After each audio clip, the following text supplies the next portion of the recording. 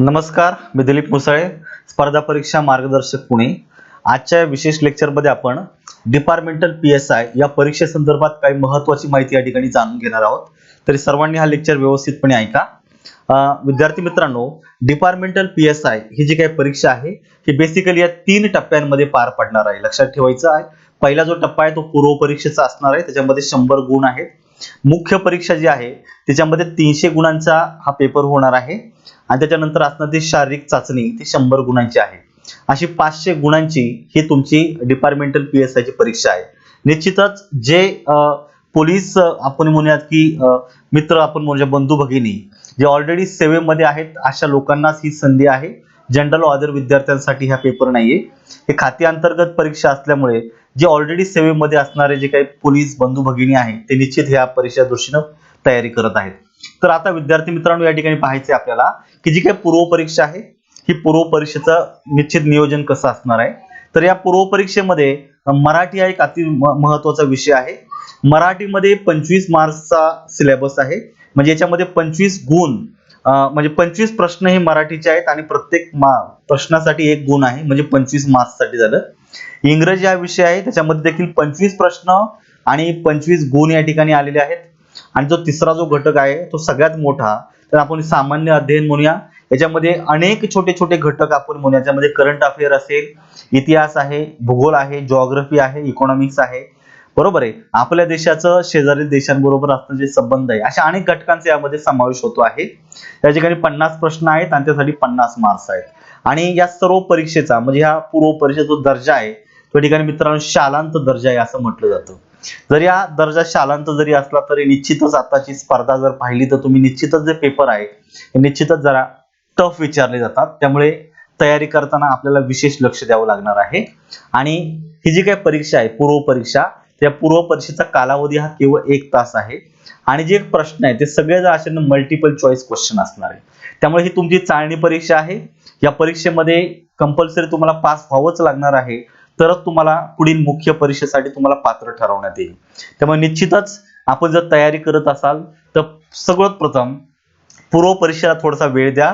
पूर्व परीक्षा व्यवस्थितपणे क्रॅक करा, म्हणजे मेरिट मध्ये येण्याचा प्रयत्न करा, जेणेकरून तुम्हाला पुढच्या स्टेजला अपियर होता येईल. तर आता विद्यार्थी मित्रांनो, तुम्हाला या ठिकाणी मी सांगतो की जनरल इंग्लिश म्हणजे इंग्लिश जे काही 25 मार्क्सचं आपल्याला या ठिकाणी पाहायचंय, त्या 25 मार्क्सचा सिलेबस काय आहे.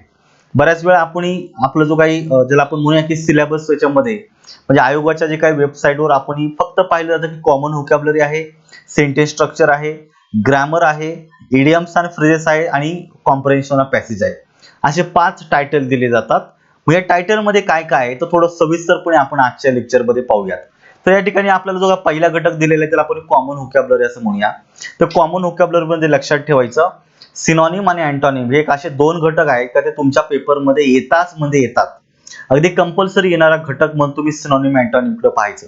आता होतं असं की ज्या ठिकाणी ज्या पेपरमध्ये नंबर ऑफ क्वेश्चन्स कमी असतात त्या ठिकाणी निश्चितच काही टॉपिकवर प्रश्न विचारले जात नाही, काही टॉपिकवर खूप व्यवस्थितपणे प्रश्न बनवले जातात.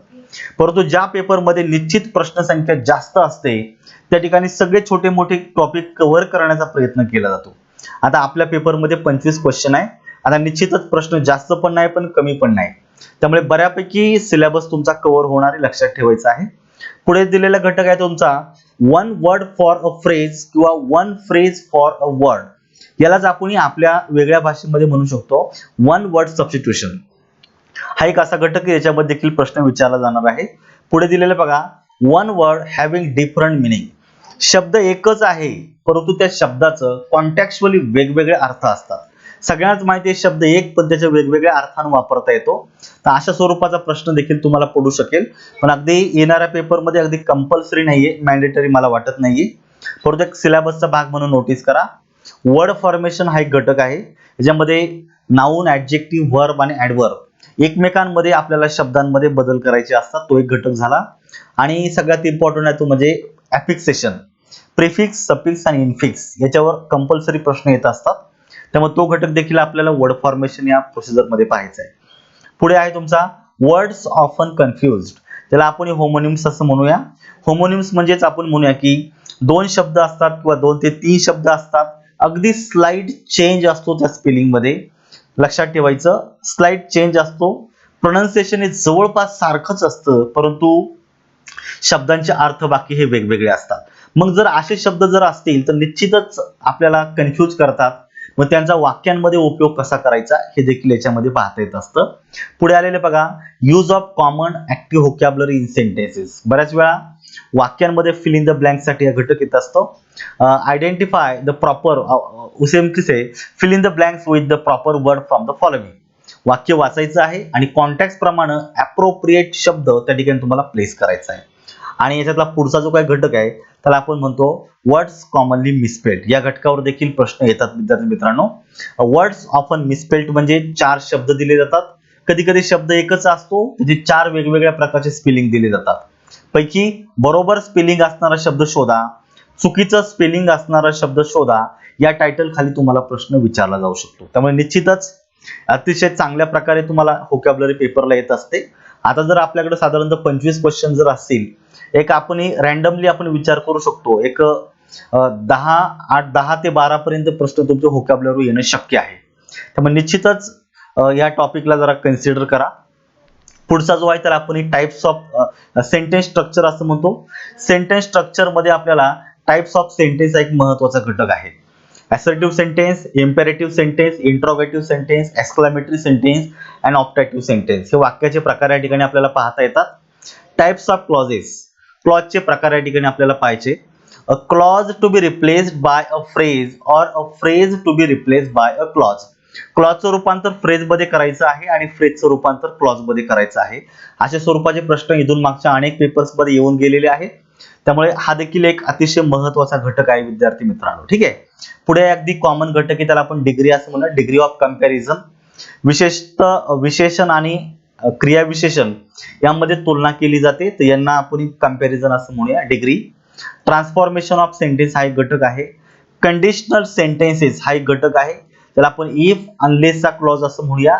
यामध्ये देखील मोठ्या प्रमाणामध्ये प्रश्न विचारले जातात. त्यामुळे हा घटक त्याला मी IMP म्हणेन, चांगला तयार करून ठेवा. डायरेक्ट इनडायरेक्ट अगदी कॉमन घटक आहे, जवळपास सर्व पेपर मध्ये येत असतो. The use of cohesive devices and sentence connector.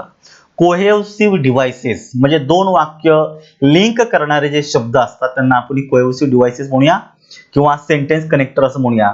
यांच्यावर देखील प्रश्न विचारले जातात. पुढे येत असतो तुमचा types of question. Yes no type question असेल, WH टाइप क्वेश्चन असेल, प्रश्नाची रचना आणि त्या अनुषंगाने काही प्रश्न विचारले जातात. आणि पुढे येतो तो तुमचा ordering meaningful sequencing of words in sentences. वाक्यामध्ये आपल्याला जे काही वेगवेगळे शब्द असतील या शब्दांना प्रॉपर ग्रामॅटिकल ऑर्डरने बसवायचं आहे आणि प्रॉपर ग्रामॅटिकल ऑर्डरने बसवून एक मिनिंगफुल सेंटेन्स तयार करायचे. अशा स्वरूपाचा या ठिकाणी प्रश्न दिला जातो. कधी कधी 4 ते 5 वाक्य दिली जातात, ते उलट सुलट क्रमाने जोडली जातात, तर लॉजिकली त्यांचा सिक्वेन्स जोडायचा आहे. मग अशा स्वरूपाचे प्रश्न देखील तुम्हाला पेपरमध्ये पडू शकतात. पुढचा जो काही घटक या ठिकाणी आहे तो सगळ्यात बेसिक आहे, तर आपण ग्रामर असं म्हणूया. ग्रामर मध्ये उरलेले सगळे विषय येतात. त्याच्यामध्ये detail study of parts of speech. ज्यावेळेस आपण तयारी करतो विद्यार्थी मित्रांनो, त्यावेळेस पार्ट्स ऑफ स्पीचला आपल्याला खूप व्यवस्थितपणे शिकून घ्यायचं आहे. कारण की सगळ्या ज्या कॉमन इरर आहेत, जवळपास 90% कॉमन इरर ह्या पार्ट्स ऑफ स्पीचच्या आधारे सुटत असतात. आणि सध्याचा जे काही पेपरचे पॅटर्न जर पाहिले तर अशा प्रकारच्या यांना खूप मोठ्या प्रमाणामध्ये वाव असतो. तो पार्ट्स ऑफ स्पीच समजून घ्या. यूज ऑफ मोडाल ॲक्झिलरीवर देखील प्रश्न येत असतात.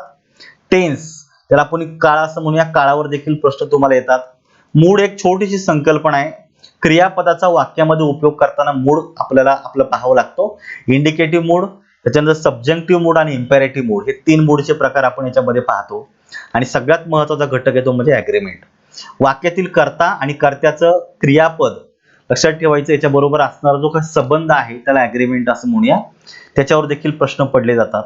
आणि पुढे जे आहे ते अगदी कॉमन आणि अतिशय महत्त्वाचं आहे, त्याला सेंटेन्स कनेक्टर असं म्हणूया. स्पॉटिंग कॉमन ग्रामॅटिकल इरर म्हणजे वाक्यामध्ये ज्या इरर आहेत त्या शोधायच्या. आता थोडंसं या टॉपिकचे जे प्रश्न आहेत कॉमन इररवर थोड्याशा वेगळ्या पद्धतीने आता विचारायला सुरुवात केलेली आहे. म्हणजेच identify the correct sentence or sentences from the following. Identify incorrect sentence or sentences from the following. 3-4 वाक्य दिली जातात, पैकी बरोबर वाक्य शोधा, चुकीचं वाक्य शोधा, या टायटल खाली हे प्रश्न पडतात. आणि जो ट्रॅडिशनल फॉर्मॅट आहे तो सगळ्यांनाच माहिती आहे. एकच असं मोठं वाक्य दिलं जातं आणि त्या वाक्याचे 4 भाग केले जातात. पैकी कुठल्या भागामध्ये ग्रामॅटिकल एरर आहे ती शोधायची आणि तो भाग उत्तरामध्ये द्यायचा. अशा स्वरूपाचा देखील प्रश्न विचारला जातो. आणि पुढे येत असतो तो म्हणजे पंक्च्युएशन. पंक्च्युएशन ज्याला आपण अवतरण चिन्ह असं म्हणूया, खूप महत्वाचा घटक आहे मित्रांनो. नेहमी रीडिंग करत असताना निग्लेक्ट केला जातो, परंतु निग्लेक्ट नका करू. काळजीपूर्वक समजून घ्या, त्याच्यावर देखील प्रश्न पडतात. आता त्याच्यामध्ये काही टॉपिकची नावं दिसत नसले तरी ती आहेत मित्रांनो. तर आपण आर्टिकल असं म्हणूया, चेन द वाईज असं म्हणू शकतो. त्याचबरोबर आपल्याला क्वेश्चन टॅग आहे. असे अनेक छोटेसे घटक आहेत, छोट्या मोठ्या रचना आहेत. त्या रचनांचा देखील समावेश याच घटकामध्ये केला जातो. त्यामुळे ग्रामर हा एक महत्वाचा घटक आहे आपल्या परीक्षेच्या दृष्टीनं. निश्चित चांगल्या प्रकारे तयारी करा. पुढचा जो काही 4 नंबरचा घटक आहे त्याला व्होकॅब्युलरी पासून वेगळा केलेला आहे. त्याच्यावर देखील स्वतंत्रपणे प्रश्न विचारले जातात. तो घटक आहे तुमचा इडियम्स आणि फ्रेजेस. मग इडियम आणि फ्रेजेस लक्षात ठेवायचं, इडियमचा आणि फ्रेजेसचे 2 प्रकारे तुम्हाला प्रश्न विचारले जातात. एक तर इडियम आणि फ्रेजेसचे मिनिंग विचारले जातात. स्वतंत्रपणे एखादी इडियम दिली जाईल त्याचा मिनिंग शोधा, पर्यायांपैकी अशा स्वरूपाचा दिला जातो. किंवा एखादी इडियम किंवा फ्रेजचा ॲप्रोप्रिएट कॉन्टेक्स्चुअल यूज म्हणजे वाक्यामध्ये उपयोग करायचं आणि वाक्यात उपयोग केल्याच्या नंतर त्याचं मिनिंग शोधायचं. अशा स्वरूपाचे देखील तुम्हाला प्रश्न विचारले जातात. त्यामुळे हा 4 नंबरचा पण एक अतिशय महत्वाचा घटक आहे. त्याच्यावर अगदी कंपल्सरी प्रश्न येत असतात. ठीक आहे. आणि जो पुढचा जो काही घटक आहे त्याला आपण म्हणूया कॉम्प्रिहेन्शन ऑफ पॅसेज. मित्रांनो, अंडरस्टँडिंग स्किल्स मध्ये बेसिकली 3 घटक येतात. त्याच्यामध्ये पॅसेज अंडरस्टँडिंग आहे, क्लोज टेस्ट आहे आणि पॅराजंबल आहे. पैकी पॅसेज हा अगदी डिपार्टमेंटल परीक्षांसाठी अगदी कंपल्सरी येणार आहे. पैकी क्लोज टेस्ट आणि पॅराजंबल मला तरी वाटत नाही की या परीक्षांमध्ये ते पडेल. ठीक आहे. त्यामुळे या ठिकाणी पॅराग्राफला तुम्हाला व्यवस्थितपणे स्टडी करायचं आहे. म्हणजे जर आपण अशा रीतीने जर डिव्हायडेशन जर केलं मागील पेपरचं, लक्षात ठेवायचं की लेटेस्ट पेपर बघा, खूप जुने पेपर पाहण्याची गरज नाहीये. मागील 2 प्रश्नपत्रिका जर पाहिल्या तर 2017 ला एक पेपर झाला आणि 2016 ला एक पेपर झाला होता डिपार्टमेंटल पीएसआयचा. पैकी 2016 चा जर पेपर पाहिला तर ग्रामर या घटकावर फक्त 12 प्रश्न विचारले होते, व्होकॅब्युलरीवर 28 प्रश्न विचारले होते आणि पॅराग्राफवर 10. म्हणजे निश्चित या ठिकाणी 2 पॅराग्राफ होते आणि प्रत्येक पॅराग्राफ मध्ये 5 प्रश्न असतात 5 मार्क्ससाठी, म्हणजे 10 मार्क्ससाठी झालेला आहे. म्हणजे हा जो काही डिपार्टमेंटल पीएसआय 2016 चा पेपर होता याच्यामध्ये 50 प्रश्न आणि 50 गुण इंग्रजीसाठी होते. आणि नंतर काय झालं की 2017 ला निश्चित पॅटर्न बदलला आणि त्या ठिकाणी 25 मार्क्स झाले. ठीक आहे. तर या 25 मार्क्स मध्ये काय केलं होतं की 15 प्रश्न ग्रामरचे झाले होते.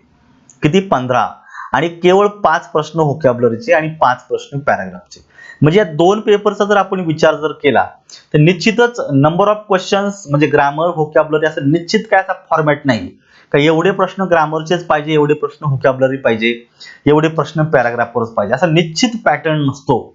त्यामुळे मी सगळ्यांना सजेस्ट करतो की जेवढं काय आता आपण या सिलेबस मध्ये पाहिलेलं आहे तर उरलेल्या जर तुम्ही 40 ते 45 दिवसांचा जर व्यवस्थितपणे जर नियोजन जर केलं तर तुम्हाला हा संपूर्ण सिलेबस निश्चितच अतिशय उत्कृष्ट पद्धतीने तयारी करता येतं आणि ह्या 25 पैकी तुम्हाला किमान 20-22 पर्यंत आरामशीर जाता येतं. अशा प्रकारचे पेपर आहेत.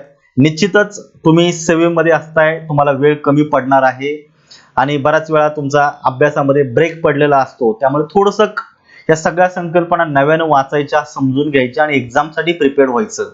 हे निश्चितच डिपार्टमेंटची तयारी करणाऱ्या सर्व म्हणजे पोलीस बंधू भगिनीसाठी थोडं जड जाऊ शकतं. परंतु निश्चित मी सांगतो थोडासा जिद्दीनं चांगल्या पद्धतीनं तयारी करा. वेळ देण्याचा प्रयत्न करा जितका वेळ तुमच्याकडे आहे. जो वेळ तुम्हाला मिळतो त्या वेळेचं नियोजन चांगल्या प्रकारे करा आणि त्या नियोजनामध्ये इंग्लिशला जरा जास्त वाटा द्या.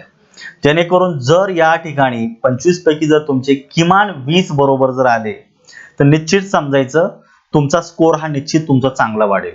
ठीक आहे. त्यामुळे स्कोर करण्यासाठी आणि मेरिटमध्ये म्हणजे तुम्हाला कट ऑफ मध्ये येण्यासाठी इंग्रजी हा तुम्हाला अतिशय महत्वाचा रोल प्ले करणार आहे. त्यामुळे निश्चितच या घटकांना चांगल्या प्रकारे तुम्हाला तयारी करायची, एवढं मी तुम्हाला या ठिकाणी सांगतो आहे. ठीक आहे. आता मी थोडक्यात जाता जाता एक डिपार्टमेंटल पीएसआय 2017 यामध्ये जे काही पूर्व परीक्षेला जी काही प्रश्नपत्रिका आली होती तर त्या प्रश्नपत्रिकेमध्ये जे काही इंग्लिशचे 25 प्रश्न होते त्यांचे या ठिकाणी आपण विश्लेषण करणार आहोत. पैकी या ठिकाणी मी पॅराग्राफ आता घेत नाही कारण मी पॅराग्राफवर एक स्वतंत्र व्हिडिओ बनवणार आहे. त्यामुळे त्याचं या ठिकाणी काही न घेतलेलं बरं, जास्त काही त्याला आपल्याला बोलता पण यायचं नाही त्याच्यावर, कारण की कमी वेळेमध्ये पॅराग्राफ समजून सांगणं अशक्य आहे. स्वतंत्र लेक्चर घेऊ, थेरॉटिकल पार्ट पण सांगतो, रीडिंग कसं करायचं, पॉइंट्स कशी काढायची, रिमेंबर कसं करायचं, लॉजिकली आन्सर कसं द्यायचं, हे स्वतंत्र लेक्चर मध्ये पाहूया. परंतु पॅराग्राफ सोडून जे उरलेले प्रश्न आहेत त्यांचे या ठिकाणी आपण सविस्तरपणे विश्लेषण आपण या ठिकाणी पाहूया. तर आता आपण या ठिकाणी विश्लेषणास सुरुवात करूया. या ठिकाणी पाहायचंय, पहिला प्रश्न विचारला होता, identify the correct meaning of the underline part. आपल्याला अप्रोप्रिएट मिनिंग तुम्हाला शोधायचं आहे. मग तुम्हाला काय केलेलं या ठिकाणी वाक्य दिलेले पाहायचं, every mortal has to pay the depth of nature one day. प्रत्येक मॉर्टल म्हणजे ज्याला आपण नश्वर असं म्हणूया, आपलं शरीर नश्वर आहे, जन्माला आलेला प्रत्येक जीव हा कधी ना कधी त्याचा नष्ट होत असतो, मरतच असतो. ठीक आहे, त्यामुळे वाक्याचा अर्थ काय दिलेला आहे, every mortal has to pay the depth of nature. To pay the depth of nature ही इडियम आहे आणि या इडियमचा अर्थ आहे टू डाय, मरणे, अशा अर्थाचे तुम्हाला इडियम विचारले होते. म्हणजे तुम्हाला काय केलं की वाक्य दिले, वाक्यामध्ये ऑलरेडी इडियम वापरून दिलेली आहे, तर त्या इडियमचा मिनिंग शोधायचा होता. अतिशय सरळ आणि साध्या स्वरूपाचा प्रश्न आहे, लक्षात ठेवायचं. इथं 2 नंबर हे उत्तर त्याचा दिलेला आहे. पुढच्या या ठिकाणी प्रश्न या ठिकाणी तुम्हाला पाहायचा आहे, what does the underline modal auxiliary suggest. हा ग्रामरवरचाच प्रश्न आहे. वाक्य दिलेलं आहे, यू कॅन गो नाऊ. अतिशय साध्या प्रकारचा प्रश्न आहे. आता तुम्हाला प्रथम तर माहित पाहिजे की कॅन हे मोडाल ऑक्झिलरी आहे आणि कॅनचा बेसिक उपयोग आहे ability. Ability in the present, वर्तमान काळीन ॲबिलिटी, क्षमता दर्शवण्यासाठी कॅन वापरला जातो. याच्या व्यतिरिक्त परमिशन, पॉसिबिलिटी साठी देखील वाक्यामध्ये कॅन वापरता येत असतो. आता पैकी जर तुम्ही वाक्य जर व्यवस्थित वाचलं, यू कॅन गो नाऊ म्हणजेच काय होतं, एक व्यक्ती दुसऱ्या व्यक्तीला जाण्यासाठी परवानगी देत आहे. म्हणजेच या ठिकाणी कॅनचा अर्थ काय झालेला आहे, परमिशन झालेले. त्यामुळे वाक्यामध्ये त्याचा मिनिंग काय हे लक्षात ठेवायचं, हे शोधायचे तुम्हाला. पुढचं एक वाक्य या ठिकाणी दिलेलं आहे. आता हा प्रश्न खास करून तुम्ही लक्षात ठेवायचं, select the correct alternative to complete the sentence meaningfully. एक वाक्य दिलेले, त्या ठिकाणी फिल इन द ब्लँक साठी तुम्हाला काही शब्द वापरायचे. निश्चित खाली तुम्ही 4 पर्याय जर पाहिले तर fall out, fall apart, fall of आणि फॉल थ्रू असे 4 पर्याय दिलेले आहेत. हे 4ही फ्रेजेस आहेत. मग आता वाक्यामध्ये अप्रोप्रिएट फ्रेज वापरायची आहे, म्हणजे कॉन्टेक्स्चुअली तुम्हाला त्या फ्रेजचा उपयोग करायचा आहे, लक्षात ठेवायचं. Plans be dot dot due to insufficient funds. Insufficient म्हणजे ज्याला आपण बोलूया अपुरा जो काही फंड होता, ह्या फंडिंगमुळे काय झालेले की जे प्लॅन आहे ते कसे झाले असतील, निश्चित त्याला आपण बोलू शकतो अयशस्वी झालेला असेल, फेल गेलेला असेल अशा अर्थानं. मग अयशस्वी होणे अशा अर्थाचा कुठली फ्रेजल वर्ब आहे हे तुम्हाला या ठिकाणी माहित पाहिजे. मग पहिली जी फ्रेज दिलेली आहे फॉल आउट, याचा अर्थ या ठिकाणी माहित पाहिजे तुम्हाला, वाद घालणे, भांडणे. आता या ठिकाणी भांडणे, वाद घालणे असा अर्थच वाक्याचा नाहीये, त्यामुळे पहिला पर्याय या ठिकाणी मॅच होत नाही. दुसरा दिलेला आहे फॉल अपार्ट. फॉल अपार्टचा अर्थ होतो तुकडे तुकडे अर्थ होणे. आता प्लॅन्स बे ड्यू टू इनसफिशियंट फंड म्हणजे अपुऱ्या फंडमुळे काय प्लॅनचे तुकडे झाले असं म्हणता येईल का, म्हणजे अर्थ तर या ठिकाणी मॅच होत नाहीये. 2 नंबरचा पर्याय देखील दिला. फॉल ऑफ, OFF दिलेला आहे. फॉल ऑफ म्हणजे कमी कमी होत जाणे. आता प्लॅन कमी कमी होत नाहीये म्हणजे अर्थाप्रमाणे हा देखील मॅच होत नाहीये, हा देखील गेला. आता चौथा निश्चित असला पाहिजे या ठिकाणी फॉल थ्रो. फॉल थ्रोचा अर्थ होतो अयशस्वी होणे, टू फेल. मग आता या ठिकाणी ती फ्रेजल वर्ब या ठिकाणी अगदी अप्रोप्रिएट बसते आहे. Plans may fall through due to insufficient fund म्हणजे या ठिकाणी पर्याय क्रमांक 4 हा अर्थाप्रमाणे अगदी अप्रोप्रिएट आहे. या पद्धतीनं तुम्हाला फ्रेजेसचे मिनिंग माहित पाहिजे आणि त्यांचा वाक्यामध्ये उपयोग पाहिजे, अशा स्वरूपाचे देखील प्रश्न येतील. काळजीपूर्वक स्टडी करा. पुढचा प्रश्न दिलेले बघा, चूज द करेक्ट वर्ड. आता या ठिकाणी तुम्हाला अप्रोप्रिएट वर्ड वापरायचा आहे. His hand writing is not, या ठिकाणी नॉट आलेला आहे, लक्षात ठेवायचं. त्याची हँड रायटिंग कशी नाही म्हणजे निश्चितच एखाद्या व्यक्तीचे हँड रायटिंग वाचनास योग्य असते किंवा वाचनास योग्य नसते. आता नसण्यासाठी नॉट ऑलरेडी टाकून दिलेला आहे, त्यामुळे वाचनास योग्य अशा स्वरूपाचा शब्द या ठिकाणी तुम्हाला निवडायचा आहे. पैकी जो पहिला शब्द या ठिकाणी दिले बघा लेजिबल. लेजिबलचा अर्थ या ठिकाणी दिलेला आहे वाचनास सोपे असे हस्ताक्षर. आता अर्थाप्रमाणे बघा, his hand writing is not legible. Not eligible, legible it means ineligible म्हणजे इलिजिबल म्हणजे वाचनास अयोग्य आहे अशा स्वरूपाची हँडरायटिंग. अर्थाप्रमाणे पर्याय क्रमांक 1 हा अगदी बरोबर आहे. दुसरा दिलाय बघा एलिजिबल. एलिजिबल म्हणजे पात्र, सेवा करण्यास, काम करण्यास, परीक्षेत बसण्यास तुम्ही एलिजिबल आहात अशा स्वरूपाचा. त्यामुळे कॉन्टॅक्ट प्रमाणे हा अर्थ होत नाही, 2 गेला. इन एलिजिबल म्हणजे अपात्र, हा देखील होणार नाही आहे. आणि इलिगल म्हणजे निश्चितच आपल्याला बेकायदेशीर, तर या ठिकाणी कॉन्टॅक्ट मध्ये बसत नाही. पर्याय क्रमांक 1 एवढाच एक या ठिकाणी उरतो, तो त्याचं उत्तर बरोबर आहे. आता पुढचा जो प्रश्न या ठिकाणी पाहायचा आता मित्रांनो, आयडेंटिफाय द करेक्ट सेंटेन्स. या ठिकाणी पाहायचं तर 2 वाक्य दिलेली आहेत. The flowers smell sweet, she looks charmingly. आता या ठिकाणी स्मेल आणि लुक्स ह्या 2 वाक्यांमधली जी 2 क्रियापद आहे मित्रांनो, ही दोनही क्रियापद लिंकिंग वर्ब आहे.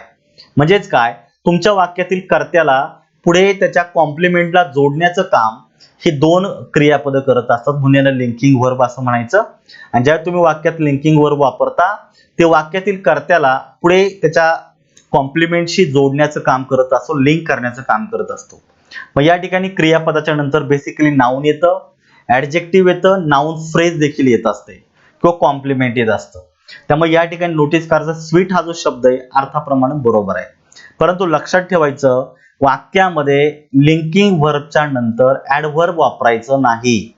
चार्मिंग असतं तर बरोबर आलं असतं, ly जोडल्यामुळे तुमचं वाक्य काय झालेलं आहे, चुकलेलं आहे. त्यामुळे बी चुकलेलं आहे, ओनली ए बरोबर आहे. मग आता जर करेक्ट जर शोधायचंय, ओनली ए म्हणजे 1 ला तुम्ही मार्क करा, अशा स्वरूपाचं तुमचं उत्तर असलं पाहिजे. ठीक आहे. आता पुढचा जो प्रश्न आहे या ठिकाणी पाहायचंय आता, choose the correct sentence from the options given. या ठिकाणी 4 वाक्य दिलेली आहेत आणि या 4 वाक्यांमध्ये अप्रोप्रिएट वाक्य आहे तेच तुम्हाला शोधायचंय. आता बघायचं, he prevented me to go there, he prevented me going, he prevented me from going there, he prevented me for going there. ही 4 वाक्य जर वाचली तर तुमच्या एक लगेच लक्षात येतं की हा जो काही टॉपिक आहे हा प्रिपोजिशन या घटकावर तुम्हाला विचारलेला आहे. म्हणजे प्रिव्हेंटेड समबडी फ्रॉम समथिंग अशा स्वरूपाची फ्रेज आहे, prepositional phrase. Prevented somebody from doing something. त्यामुळे या ठिकाणी prevented somebody, prevented from doing something असणारं prevented me from going there अशा प्रकारची फ्रेज तुमची बरोबर आहे. त्यामुळे निश्चितच तुमचे बाकीचे 1 नंबर, 2 नंबर आणि 4 नंबर असे 3 पर्याय चुकीचे आहेत. पर्याय क्रमांक 3 हा अगदी ऍक्युरेट आहे, त्याला मार्क करायचा आहे. पुढचा पाहायचा, या ठिकाणी प्रश्न दिलेला आहे तुम्हाला, identify the sentences punctuated correctly. बरोबर पंक्च्युएशन असणारं वाक्य शोधायचंय. I like poems, stories and prose. ज्यावेळेस तुमच्या वाक्यामध्ये 2 पेक्षा जास्त नंबर आपल्या शब्द जोडले जातात त्यावेळेस निश्चित लक्षात ठेवायचं, शेवटच्या दोघांमध्ये अँड वापरायचं आहे आणि अगोदर किती जरी असेल तर ते स्वल्पविराम देऊन जोडत चला. त्यामुळे पहिलं वाक्य बरोबर आहे. आणि दुसऱ्या या ठिकाणी मोठी लिस्ट दिलेली बघायचं, mango, apple, date, almond, walnut, watermelon etcetera are useful fruits. या ठिकाणी वेगवेगळ्या फ्रुट्सची लिस्ट दिलेली आहे. त्यामुळे या ठिकाणी यांना जोडण्यासाठी म्हणजे आपण शेवटी एक्सेट्रानी आपण तो इत्यादीच्या अर्थानं अगदी बरोबर वापरू शकतो. दुसरंही तुमचं वाक्य बरोबर आहे. पुढे बघा, I woke up, I got out of bed. या ठिकाणी पाहायचे की 2 वाक्य जोडण्यासाठी वाक्यामध्ये सेमिकोलन वापरलेला आहे, तो देखील अर्थाप्रमाणे बरोबर आहे, सी देखील बरोबर आहे. आता तुम्हाला आपल्याला माहिती आहे की करेक्ट पंक्च्युएशनचीच वाक्य शोधायची आहेत. 3ही वाक्य जर बरोबर असेल तर पर्याय क्रमांक 4 ला मार्क करायला हरकत नाही. त्यामुळे पर्याय क्रमांक 4 हे तुमच्या प्रश्नाचं एक्झॅक्ट उत्तर आहे. आता पुढे बघायचं, आता खूप सोपा प्रश्न या ठिकाणी तुम्हाला विचारला होता पेपरमध्ये, चूज द करेक्ट प्रोनाउन. आता स्पष्टपणे त्यांनी प्रोनाउनवर प्रश्न विचारलेला आहे.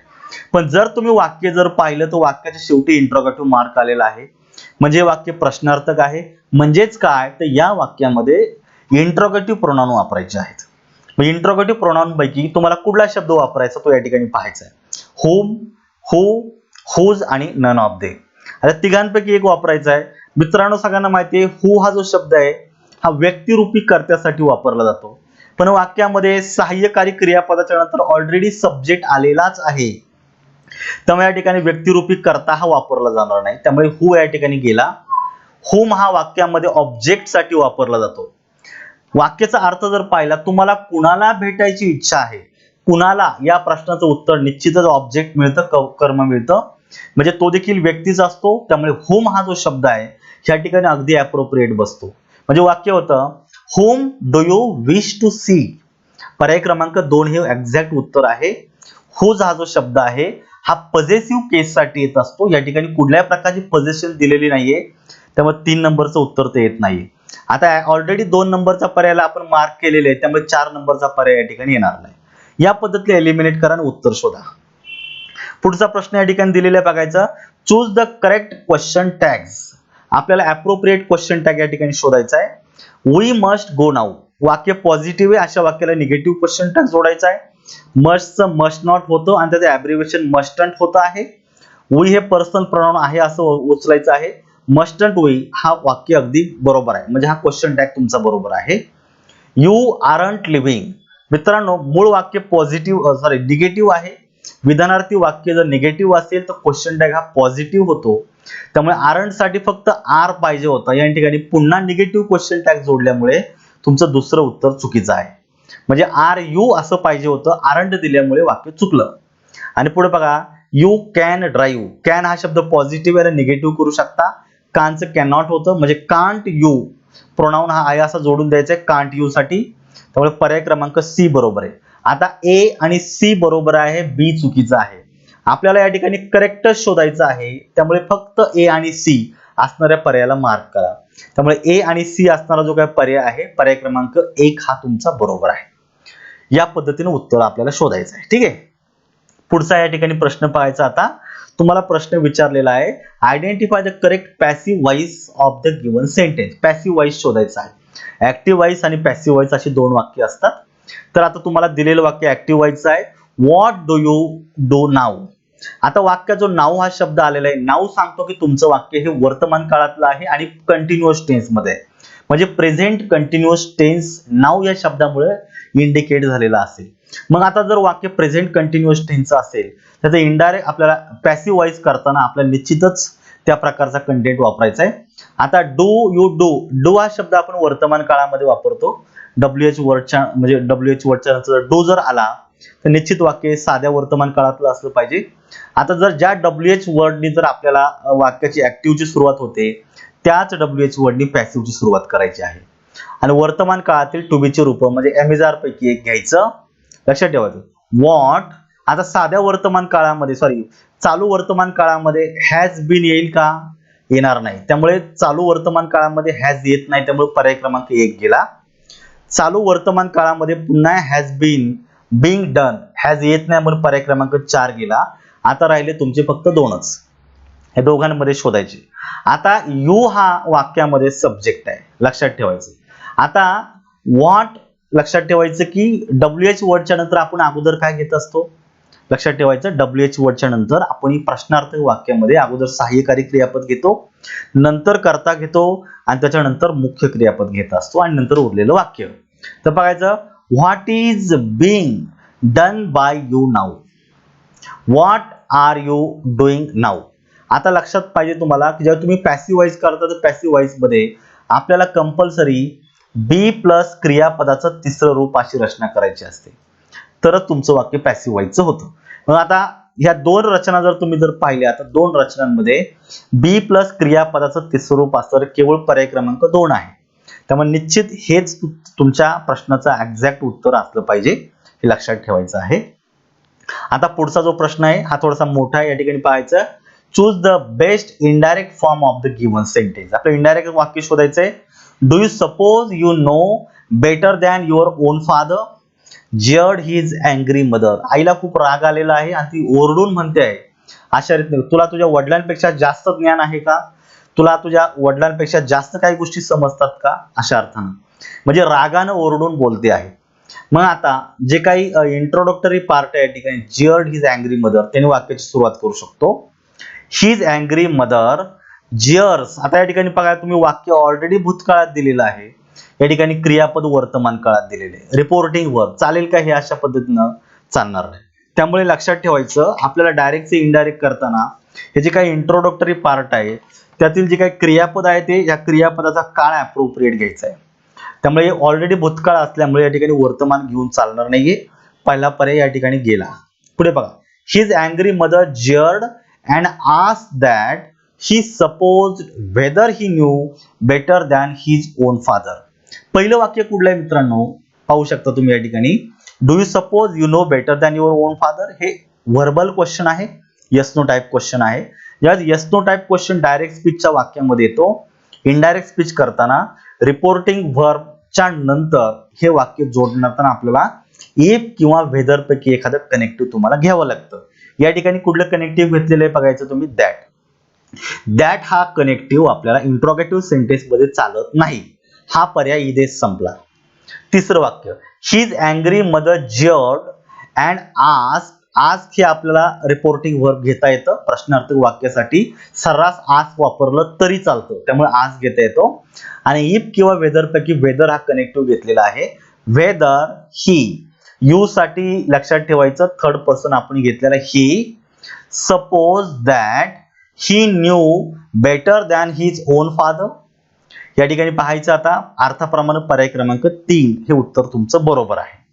His angry mother jeered and asked whether he supposed that he knows better than his own father. आपण आता काळामध्ये बदल करत असतो. या ठिकाणी पहा, वर्तमान काळ दिलेला आहे. वर्तमान काळाचं रूपांतर आपल्याला भूतकाळात करणं गरजेचं आहे. या ठिकाणी जसं न्यू दिलेलं आहे तसं नोचं न्यू केलं पाहिजे. या ठिकाणी चौथ्या वाक्य संपूर्ण बरोबर आहे तिसऱ्यासारखं, फक्त वाक्यातील क्रियापदाचा काळ बदलला नाही म्हणून वाक्य चुकतं.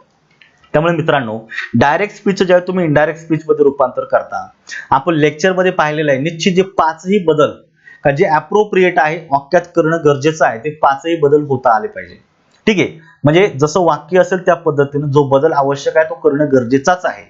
या ठिकाणी काळात बदल न केल्यामुळे पर्याय क्रमांक 4 चुकलेला आहे, लक्षात ठेवायचं. ठीक आहे, आपण पुढच्या प्रश्नाकडे जाऊया. आता हे देखील डायरेक्ट इनडायरेक्ट स्पीचच वाक्य आहे. Identify the correct indirect narration of the sentence given below. आता आपल्याला इनडायरेक्ट स्पीच शोधायचं आहे. He says I am working hard.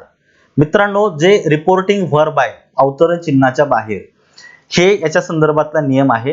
हे रिपोर्टिंग व्हर्ब जर वर्तमान काळात असेल किंवा भविष्य काळामध्ये असेल तर लक्षात ठेवा, डबल इन्व्हर्टेड कॉमा मध्ये जे वाक्य दिलं जातं या वाक्याचा काळ बदलायचा नाही. काळ बदलून अन्य बदल जे आहे ते तुम्ही करू शकता, बट काळात बदल करायचा नाही. का करायचं नाहीये? या ठिकाणी क्रियापद हे वर्तमान काळामध्ये आलेलं आहे. ही सेज हे आहे असंच ठेवायचंय, सेजचं सेड नाही करायचं. या ठिकाणी सेड केल्यामुळे हे वाक्य चुकलेलं आहे, पहिला पर्याय गेला. चौथ्या वाक्यात सेड केल्यामुळे या ठिकाणी चुकलेलं आहे, कारण आता वर्तमान काळाचा आपण भूतकाळ इथे नाही करायचा. जे डबल इन्व्हर्टेड कॉमातील वाक्य असतात त्याच्या काळामध्ये बदल करत असतात. बट या ठिकाणी तुम्हाला दिलेलं जे काही इंट्रोडक्टरी व्हर्ब आहे हे जर वर्तमान काळ किंवा भविष्य काळ असेल तर काळात बदल होत नाही. ही सेज दॅट, आता वाक्य विधानार्थी आहे म्हणून दॅट हा शब्द या ठिकाणी कनेक्टिव्ह म्हणून घ्यावा लागतो. He says that. आता ही म्हणजेच आय, आयचं रूपांतर थर्ड पर्सन मध्ये पुन्हा हीच होतं.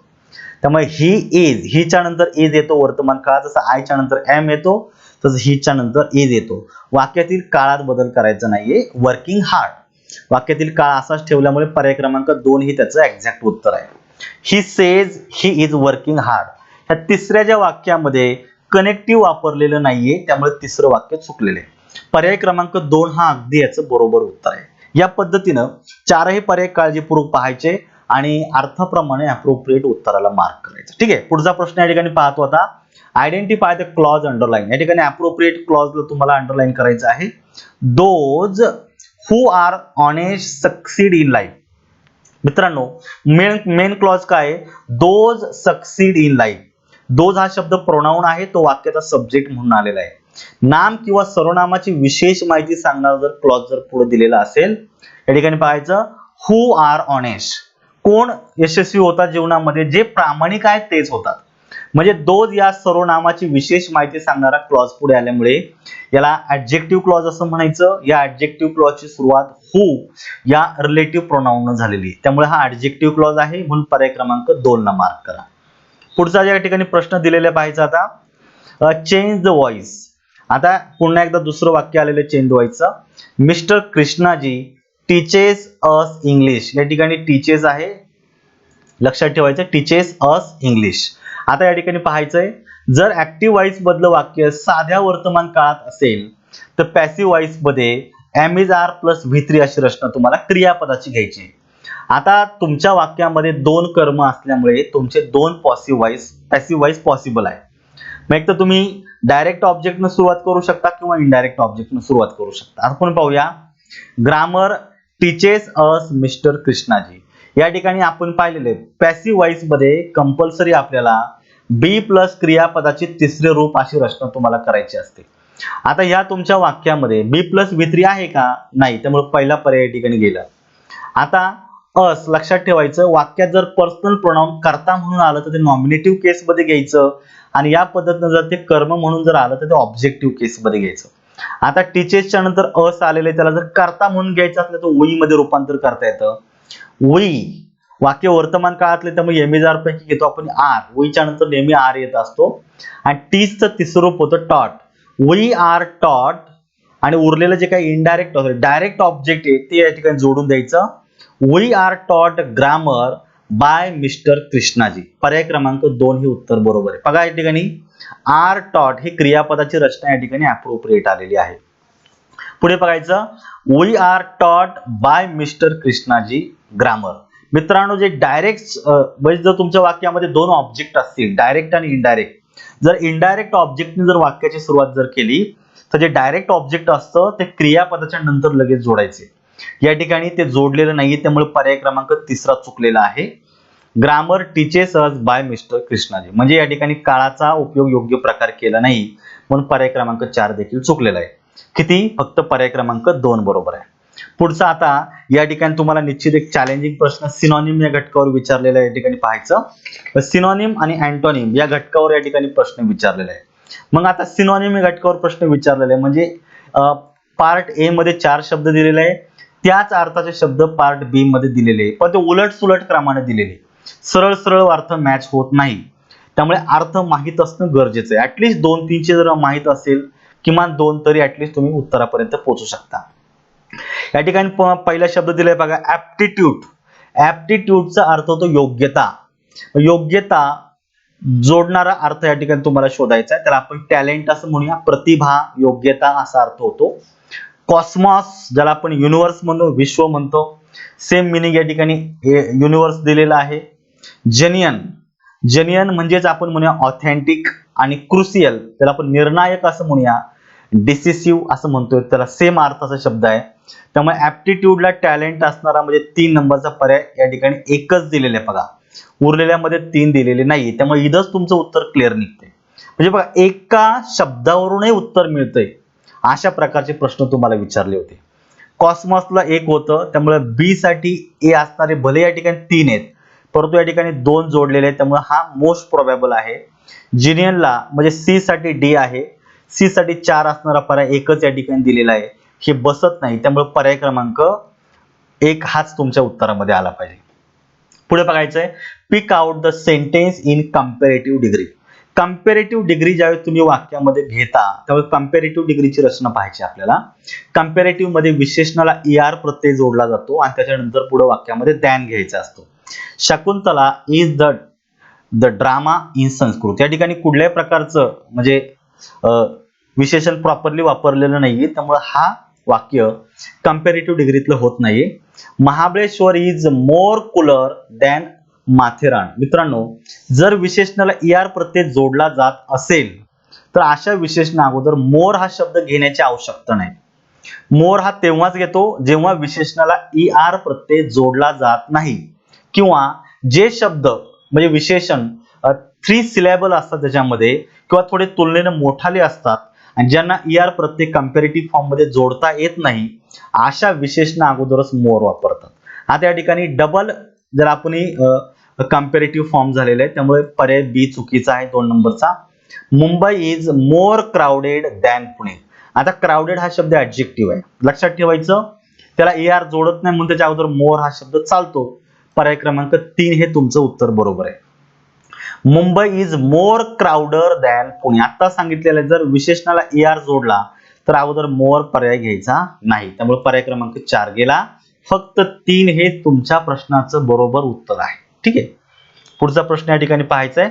Identify the word or phrase given below that can replace the word or phrase underline to make the sentence meaningful. वाक्य मिनिंगफुल करण्यासाठी आपल्याला त्या शब्दाला समान अर्थाचा त्याच अर्थाचा दुसरा शब्द रिप्लेस करायचा आहे. I reverse my jacket. रिव्हर्सचा अर्थ सरळ सरळ या ठिकाणी टर्न इनसाइड आउट, म्हणजे अशा रीतीनं ते शर्ट असे जॅकेट जे आहे ते असे बदलले, आतली बाजू बाहेर करणे या अर्थाने. पर्याय क्रमांक 4 बरोबर आहे. पुढे बघायचं, choose the correct report. Choose the correct reported speech of the following sentence. तुम्ही या ठिकाणी पाहू शकता की डायरेक्ट इनडायरेक्ट स्पीच वर जवळपास 3 प्रश्न आतापर्यंत विचारलेले आहेत. चेन द वाईस वर 2 प्रश्न विचारलेले, म्हणजे खूप कॉमन आहेत. त्यांना चांगली जर तयारी करून ठेवली तर 20 मार्क्स क्रॉस करायला काही प्रॉब्लेम नाही. लक्षात ठेवायचं. आय हॅव गॉट, लक्षात ठेवायचं या ठिकाणी, I have got Indira's letter yesterday. थोडे टायपिंग मध्ये काहीतरी एरर आहे आपल्या या ठिकाणी. माझ्या मते करेक्ट वाक्य शोधायचे, लक्षात ठेवायचं. ओनली करेक्ट शोधायचं आहे. I have got Indira's letter yesterday. आता जर वाक्य पूर्ण वर्तमान काळातलं असेल तर पूर्ण वर्तमान काळामध्ये लक्षात ठेवायचं आहे येस्टरडे सारखे ऍडव्हर्बियल वापरत नाहीये, त्यामुळे पहिलं वाक्य जे आहे ते चुकलेलं आहे. I saw him at the Bhusawal station last month. Adverb of past, लक्षात ठेवायचं. पास्ट टेन्स दाखवणारे ऍडव्हर्बियल हे साध्या भूतकाळामध्ये वापरता येतात. हे दुसरं वाक्य तुमचं बरोबर आहे. आणि you have met Fatima at the station. लक्षात ठेवायचं हे वाक्य देखील चुकीचं आहे, कारण वाक्य प्रश्नार्थक आहे. जर वाक्य प्रश्नार्थक असेल त्याची सुरुवात एक तर WH वर्डनं पाहिजे किंवा हेल्पिंग वर्डनं पाहिजे, त्यामुळे हे देखील चुकलेले आहे. आता तुम्हाला जर या ठिकाणी लक्षात ठेवायचे करेक्टच वाक्य जर शोधायचं असेल, लक्षात ठेवायचं काय करेक्टच, तर या ठिकाणी तुम्हाला नोटीस करायचं आहे की करेक्ट वाक्य तुम्ही कुठून शोधणार. या ठिकाणी पाहायचे आपल्याला ओनली बी हेच तुमचं करेक्ट उत्तर आहे. बरोबर आहे, ओनली बी हेच करेक्ट उत्तर आहे, कारण या ठिकाणी लास्ट मंथ सारखे ऍडव्हर्बियल ऑफ पास्ट टेन्स साध्या भूतकाळात वापरलेला आहे. तिसऱ्या वाक्यामध्ये वाक्याची रचना चुकीची आहे. पहिल्या वाक्यामध्ये पूर्ण वर्तमान काळात भूतकाळ इंडिकेट करणारे ऍडव्हर्बियल वापरत नसताना वापरलेले आहे, त्यामुळे चुकलेले आहे. पर्याय क्रमांक 2 हे उत्तर बरोबर आहे. पुढे बघायचं आता, choose the correct reported speech of the following sentence. या ठिकाणी मित्रांनो रिपोर्टेड स्पीच या ठिकाणी तुम्हाला शोधायचं आहे, लक्षात ठेवायचं.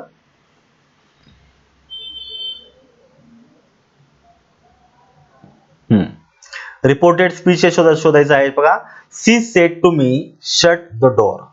सी सेड टू, ती मना म्हटली shut the door. Shut the door वाक्यातील क्रियापदानं सुरू झालेलं वाक्य हे आज्ञार्थक वाक्य असलं पाहिजे. आणि जेव्हा तुमचं वाक्य आज्ञार्थक असेल तर 2-3 गोष्टी लक्षात ठेवायच्या. सेड टू ऐवजी तुम्हाला ह्या 2 व्यक्तींच्या संबंधाप्रमाणे आपल्याला अप्रोप्रिएट रिपोर्टिंग व्हर्ब या ठिकाणी घ्यायचं आहे. सेड टू ऐवजी तुम्ही प्लीज, ऑर्डर्ड, वॉर्न किंवा रिक्वेस्टेड, आस्क्ड अशा प्रकारे काही शब्द घेऊ शकता. अर्थाप्रमाणे सी आणि मी या दोघांमध्ये असं फारसं रिलेशन दिसत नाहीये. अगदी कॉमन वर्ड या ठिकाणी आस्क आहे. सेड वापरत नाहीत, त्यामुळे पहिला पर्याय या ठिकाणी गेला. टोल्ड देखील वापरत नाहीये, सेड टू वापरत नाही, त्यामुळे 2 पर्याय तर या ठिकाणीच गेलेले आहेत. म्हणजे रिपोर्टेड वर्ब मध्ये तुमचं उत्तर क्लिअर झालेलं आहे. आस्क हा पर्याय तुमचा बरोबर आहे. आणि ज्या 2 वाक्य म्हणजे 2 वाक्य जोडले जातात या ठिकाणी कनेक्टिव्ह म्हणून तुम्हाला टू हा शब्द घ्यायचा आहे. जर वाक्य इम्पेरेटिव्ह असेल डबल इन्व्हर्टेड कॉमातील तर टू हा शब्द कनेक्टिव्ह म्हणून घ्यावा लागतो. She asked me to shut the door. पुढल्या वाक्यात काहीच बदल नाही, ते जोडून द्या. पर्याय क्रमांक 2 हे तुमच्या प्रश्नाचं अगदी एक्झॅक्ट उत्तर आहे. आणि 20 नंबरचा म्हणजे ग्रामरच्या या टॉपिक मधला शेवटचा प्रश्न आहे या ठिकाणी. Choose the correct alternative for the blank. आणि या ठिकाणी तुम्हाला appropriate fill in the blanks वापरायचा आहे. I dot dot this film 4 times. मी ती फिल्म 4 वेळा पाहिलेली आहे असं म्हणू शकतो. बरोबर आहे. आय हॅव सीन आहे अशा अर्थाने तुम्हाला पर्याय क्रमांक 1 हे उत्तर बरोबर येणार आहे. आय एम सीइंग अशा रीतीने चालू काळाची रचना या ठिकाणी अप्रोप्रिएट होत नाहीये. पहिला 2 नंबरचा पर्याय गेला. आय वॉज सीइंग चालू काळामध्ये अशी रचना बसणार नाही, पर्याय क्रमांक 3 देखील गेला. आय हॅव बीन सीइंग आता या ठिकाणी अर्थाप्रमाणे ऑलरेडी 4 वेळा पाहिलेली आहे असं म्हणूया. असं म्हणतो का मी ती फिल्म 4 वेळा पाहत आलेलो आहे, अर्थ बसत नाहीये, त्यामुळे पर्याय क्रमांक 4 देखील गेला. पर्याय क्रमांक 1 हेच उत्तर आहे. I have seen this film 4 times. पर्याय क्रमांक 1 ला मार्क. अशा प्रकारे मित्रांनो डिपार्टमेंटल PSI मध्ये ऑब्जेक्टिव्ह स्वरूपाचे प्रश्न होते. आता निश्चितच 25 पर्यंत म्हणजे 21 ते 25 पर्यंत जे प्रश्न आहेत हे पॅराग्राफचे आलेले आहेत. मी तुर्तास या ठिकाणी मी पॅराग्राफ घेत नाहीये, कारण पॅराग्राफला याच्यामध्ये सांगण्यात काही अर्थ नाही, त्याला वेळ लागणार आहे. आणि पॅराग्राफसाठी स्वतंत्र लेक्चर मी तयार करतो सगळ्यांसाठी. व्यवस्थितपणे ऐका. पॅराग्राफच्या संदर्भातली थ्योरेटिकल इन्फॉर्मेशन तुम्हाला माहित पाहिजे. पॅराग्राफ वाचायचा कसा हे पण तुम्हाला समजून सांगतो. पॅराग्राफच्या आधारे त्यातील जे तथ्य असतात, फॅक्ट्स जे दिलेले आहेत, त्या कशा कलेक्ट करायच्या, लक्षात कशा ठेवायच्या आणि त्या माहितीच्या आधारे उत्तर कशी द्यायची हे तुम्हाला मी शॉर्टकट ट्रिक्सच्या मदतीने काही महत्त्वाच्या इन्फॉर्मेशनच्या मदतीने देणार आहे. तर अशा प्रकारचा हा क्वेश्चन पेपर होता. अपेक्षा करतो तुम्हाला सगळ्यांना हा व्हिडिओ आवडलेला असेल.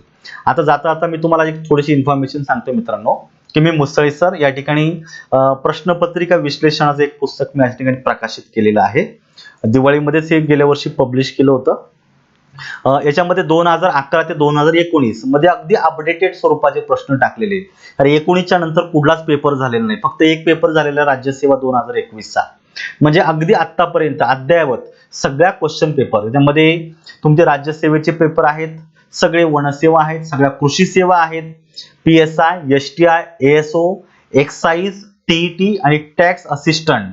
त्याचबरोबर जे डिपार्टमेंटल PSI चे जे पेपर असतील, त्याच्यानंतर उपशिक्षण अधिकारीचे पेपर आहे, डिपार्टमेंटल ASO आहे, डिपार्टमेंटल ज्याला आपण STI असं म्हणूया, असे पेपर आणि काही तलाठी पेपर, या सगळ्या क्वेश्चन पेपरला अशांना प्रॉपरली मी कॅटेगराइज प्रश्नांच्या स्वरूपाप्रमाणे कॅटेगराइज केलं आणि हे 408 पानाचं पुस्तक हे मी लिहिलेलं आहे. तर या पुस्तकामध्ये अतिशय उत्कृष्ट पद्धतीने मी काही गोष्टी मांडलेल्या आहेत. प्रश्न आणि त्याच्या खाली जे 4 पर्याय आहेत, हे 4ही प्रश्नांचं मी विश्लेषण मराठीमध्ये टाकलेलं आहे. जसं मी बोलतो तसंच मी ठिकाणी लिहिलेलं आहे, जेणेकरून ज्या विद्यार्थ्यांचं इंग्लिश थोडंसं कमकुवत आहे त्यांना देखील हा घटक खूप व्यवस्थितपणे समजून जाईल. आणि मी तुम्हाला अगदी खात्रीने सांगतो, ह्या पुस्तकामध्ये ना जे ग्रामरच्या म्हणजे विश्लेषण मी केलेलं आहे, या विश्लेषणाच्या आधारे तुमचं जवळपास 60% ओरिजिनल ग्रामर तुमचं क्लिअर होते. म्हणजे 60% ग्रामर हे तुमचं नियमांसहित तुमचं क्लिअर होतंय. त्यामुळे तुमचं ग्रामरची खूप एक्झरसाइज नियमांच्या आधारे, उदाहरणांच्या आधारे आणि ते पण आयोगाच्या उदाहरणांच्या आधारे तुमची तयार होते. याच्यापेक्षा वेगळं काय पाहिजे. त्यामुळे अतिशय दर्जेदार हे पुस्तक आहे. जर तुम्ही डिपार्टमेंटची जर तयारी जर करत असाल तर हे पुस्तक तुम्ही एकदा अवश्य वाचा. तुमचा स्कोर वाढणार म्हणजे वाढणार. तुमचं ग्रामर कितीही वीक असू द्या, तुम्हाला सगळे व्होकॅब्युलरीचे टॉपिक या ठिकाणी मराठी अर्थांसहित तुम्हाला या ठिकाणी दिलेले आहेत. 4 पर्याय जर असतील तर 4ही पर्यायांचे मराठीमध्ये अर्थ दिलेले, जेणेकरून तुम्हाला समजायला सोपं जातं. बरोबर उत्तर कुठलं, चुकीचं उत्तर कुठलं हे व्यवस्थितपणे समजून सांगितलेलं आहे. आणि हे 2 भाषांमध्ये, मराठी आणि इंग्लिश. त्यामुळे प्रश्न इंग्लिशमध्ये आहे, परंतु सगळं भाषांतर बाकी मराठीमध्ये विश्लेषण. त्यामुळे समजायला खूप सोपं आहे आणि अगदी ॲप्रोप्रिएट कंटेंट याच्यामध्ये मी दिलेलं आहे. तर तुम्हाला जर हे पुस्तक हवं असेल तर तुम्ही पुण्यामध्ये सर्वत्र सगळ्या बुक स्टॉलला जिथे पुस्तकं मिळतात आपल्याला स्पर्धा परीक्षांची, त्या सर्व बुक स्टॉल्सवर हे पुस्तक अवेलेबल आहे.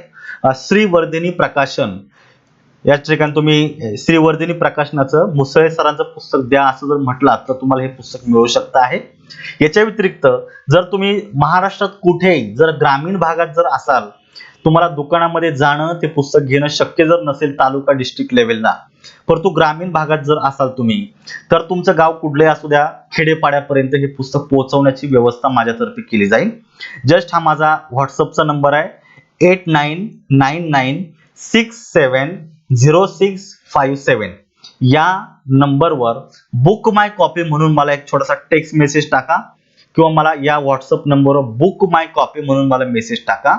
तर हे जे पुस्तक आहे हे डायरेक्टली ऑथर या नात्यानं माझ्यातर्फे तुम्हाला फक्त 220 रुपयामध्ये स्पीड पोस्ट सहित तुम्हाला तुमच्या घरी 3ऱ्या दिवशी अवेलेबल होईल. जेणेकरून तुमचा बाहेर येण्यासाठी म्हणजे दुकानामध्ये जा इकडे एका त्याच्यात तुमचा जाणारा वेळ आहे, तुमचा जाणारा वेळ देखील वाचन आणि 3 दिवसामध्ये ही कॉपी तुमच्या हातामध्ये पडेल. परंतु ह्या पुस्तकाविषयी मी अगदी खात्रीने सांगतो, हे पुस्तक ज्याच्या हातात पडेल त्याला निश्चित तुमचे 4-5 मार्क वाढल्याशिवाय राहणार नाही. त्यामुळे तुमच्या परीक्षेमध्ये अगदी गेम चेंजर म्हणून हे पुस्तक तुमचं काम करू शकतंय. लक्षात ठेवायचं. त्यामुळे हे पुस्तक तुम्ही अवश्य वाचा आणि जास्तीत जास्त स्कोर या ठिकाणी तुम्ही करा. ठीक आहे. तर या ठिकाणी आजच्या लेक्चरमध्ये मी थांबणार आहे. नेक्स्ट लेक्चरमध्ये मी तुम्हाला नेक्स्ट व्हिडिओ घेऊन पुन्हा एकदा भेटेल. तोपर्यंत सगळ्यांना धन्यवाद.